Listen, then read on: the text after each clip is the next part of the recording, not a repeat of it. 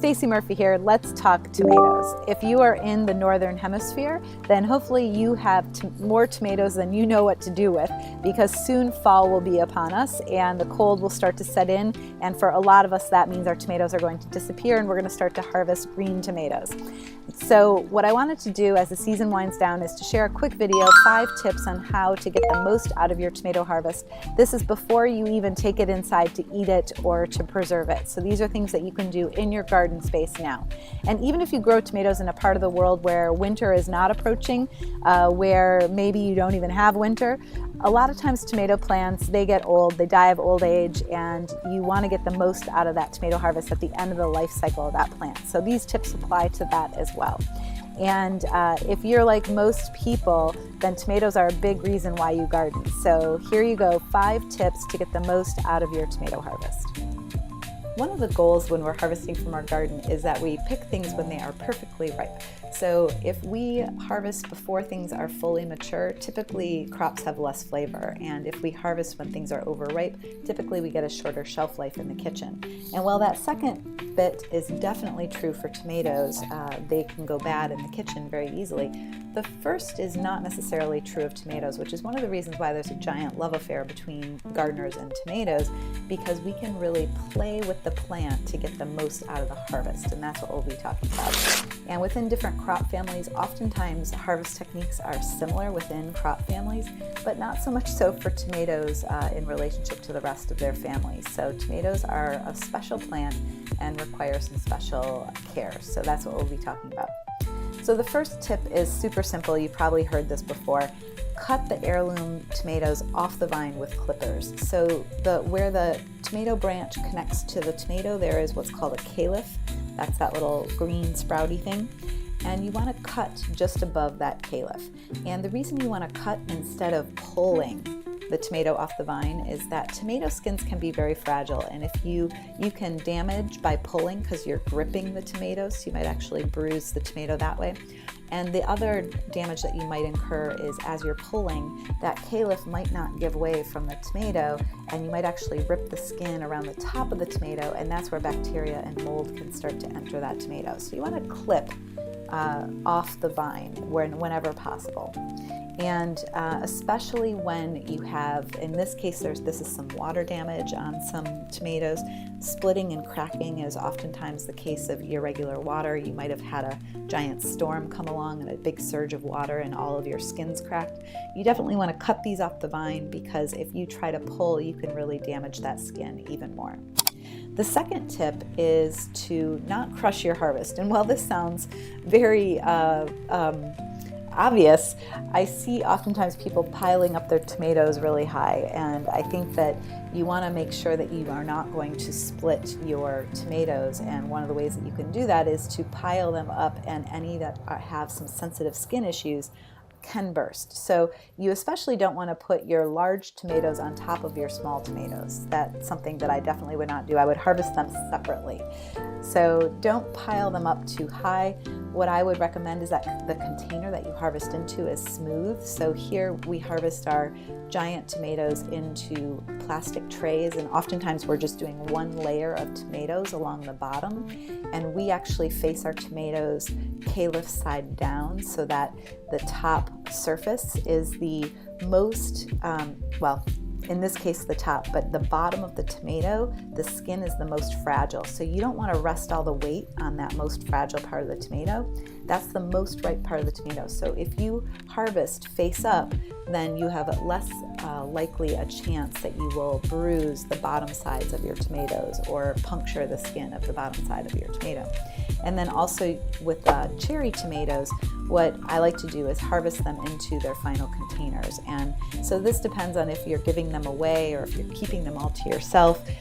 But I like to have multiple containers, small containers to put them into, so that they're not in one giant bowl. Because what I've found is that when you put them in a giant bowl, any cherry tomatoes that are likely to split, they will split, and then you'll end up with like a messy puddle in your cherry tomato container. So separate them into smaller containers so that they don't crush each other. And here is a really cool harvest basket that's handmade. It's a little box, and that is a hose a garden hose repurposed as a handle. It's just nailed, screwed into the side of the box. Third tip is to remove those calyxes before you store your tomatoes. And this is specific to cherry tomatoes. So what I would recommend is, as you harvest, take those calyxes off, so that if you have a container full of cherry tomatoes and they start rolling around and bumping up against each other, those calyxes are sharp and they can puncture the skin of those cherry tomatoes. So as you pull the cherry tomatoes off the branch, so with the large tomatoes, you're actually clipping them off. With cherry tomatoes, you're pulling them off. And what happens with cherry tomatoes is that the ripe ones, the calyx will come off automatically. But the underripe tomatoes, the calyx will come with the tomato, and those are the calyxes that you want to pull off carefully and then put everything in one container. The next tip is that you want to make sure you separate out your split tomatoes at harvest. So you don't want to wait to do this. So let's look at these two tomatoes on the screen. The one on the left is a split tomato that's overly ripe split tomato. And what's going on, I would say, is that this split has been open for quite some time. You can see that there is, the edges are kind of a different color, and there's some interesting things going on the inside of this. So a split tomato has the possibility of a bacteria or a fungus getting into it. So different people have different levels of comfortability with eating split tomatoes. I would eat the split tomato on the right. It looks like it just split open. The edge is a very clean split, and it's a very small split. So when the split gets splayed open, like the one on the left, that's when I stop eating it. If the edges start to look like a different color, I won't eat it. The one on the right, that looks like a good tomato to me. So what I would do is I would separate out the split tomatoes at harvest. Sometimes I'll throw the split tomatoes that are overripe that I'm not going to eat. Sometimes I'll just throw them on the ground in hopes that I'll get some volunteer tomato plants next year from them. And then I take the split tomatoes, I make sure the calyx is off, and I put them into a separate container. So this is why I have separate containers with me when I'm harvesting cherry tomatoes. I don't just have one bucket, I have multiple pints or multiple containers. And if I get a bunch of split cherry tomatoes, I'll put them in a separate container. Now, why do I separate them out? Basically, you want to use those split tomatoes right away versus the other tomatoes that you can save. So what I like to do is I take my split cherries right away, I dump them on a roasting tray. I sometimes add some herbs, some olive oil, throw them in the oven, and then basically roast them, pull them out, and then you can refrigerate them from there for use on whatever you want, or you can have a little party with your neighbors. I like to make bruschetta and some other things where tomatoes are a lovely roasted topping. You can make a pasta sauce out of this, whatever you want to make. And so I oftentimes find that I can make quite a few dinners out of these roasted split cherries right away, some kinds of pasta sauces and such like that. And trust me, you're going to save so much time and energy by separating them out before you bring them into your kitchen. Doing that in the field, you can just then dump all the split ones onto the tray, and you don't have to do any digging through the piles. And the other reason you save your time and energy is that what I have found is that by digging through the tray of cherry tomatoes, let's say you have a big bowl of cherry tomatoes and you're trying to find the split ones, as you do that, you sometimes split more cherry tomatoes. So I found that the most effective way to separate them out is to actually do it as you're harvesting and have separate buckets available for those two different types. Okay, so up until now we've been talking about how to make the most out of what we got, how to make sure that we get the most tomatoes off the vine and into our kitchen without losing them to splitting, or if they do split, here's what we can do about it. And now we're going to change gears a little bit, and we're going to talk about how to get more fruit out of your plants. So we want to talk about how to force your plant to ripen more fruit. And first we have to understand what ripening is. And basically ripening is the aging process of the tomato, and they're trying to reproduce.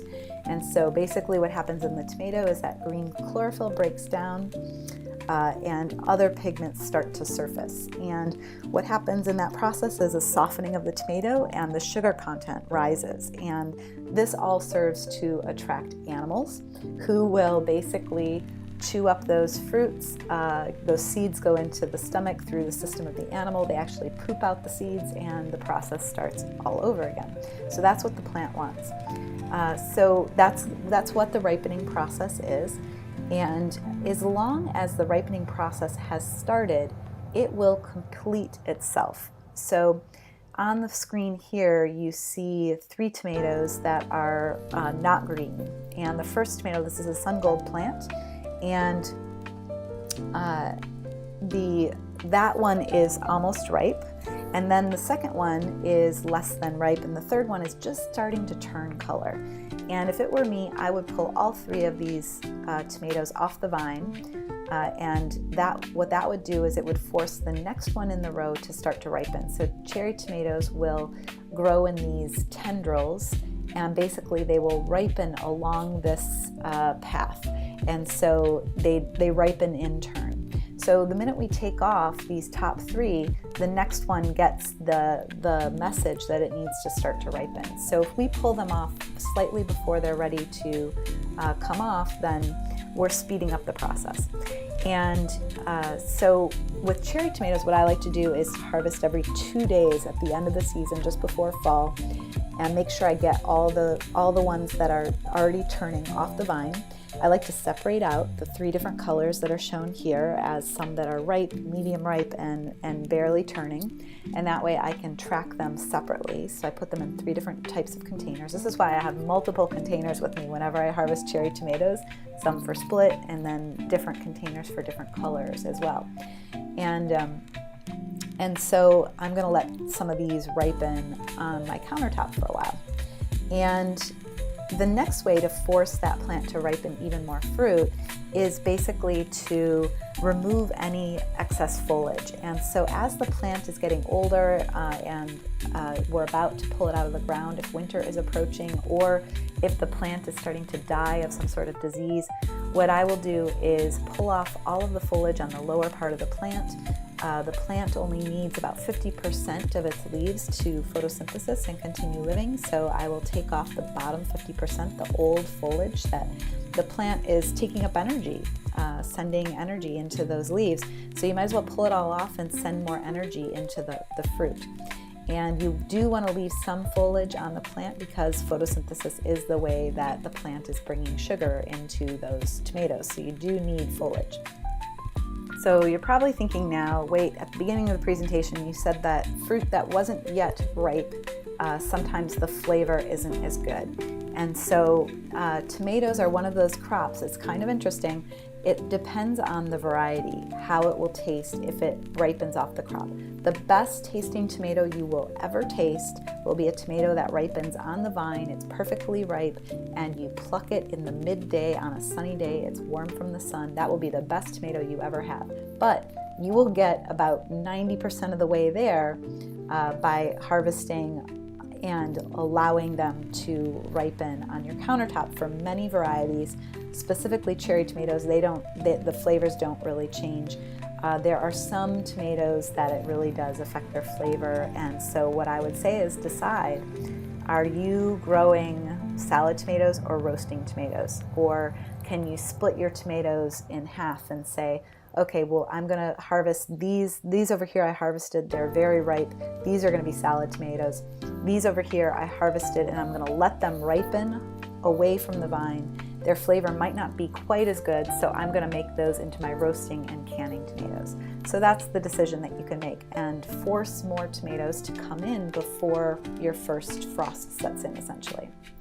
Now, a couple tips as you bring these tomatoes into your kitchen. Most of you probably already know this, but I just want to reiterate. Never put your tomatoes in a water bath. A lot of our other crops we put in a water bath to cool them and get them ready for storage. And so a lot of crops like cool storage, 60 degrees lower. For root crops, they like 35 degrees and lower, but not so for tomatoes. Tomatoes like as much as possible to be at room temperature until they become ripe or overripe, at which case you can put them in the fridge. So a lot of people ask, should you ever put your tomatoes in the fridge? The answer really is that you don't want them to mature, you don't want them to ripen in the fridge, because what's going to happen is the minute you put a tomato in the fridge, the cold temperature starts to break down the cell walls of the tomato and it starts to make it a little mealy, and it does affect the flavor just a hair sometimes for some varieties. So what you want to do to optimize everything is to leave tomatoes out on the counter as much as possible, use them when they're ripe, but if they get ripe and you can't use them all, then you want to put them in the fridge for a day or two. You really don't want to go for more than a day or two. All right, that's a little bit about how I maximize my tomato harvest at the end of the season, just before winter hits, or if I'm in a climate where there is no winter, when my plants are starting to die off. And I hope that you've gotten some good tips here. If you have any tips of your own, please share in the comment section below. Would love to hear from you, and I'll see you on the next video.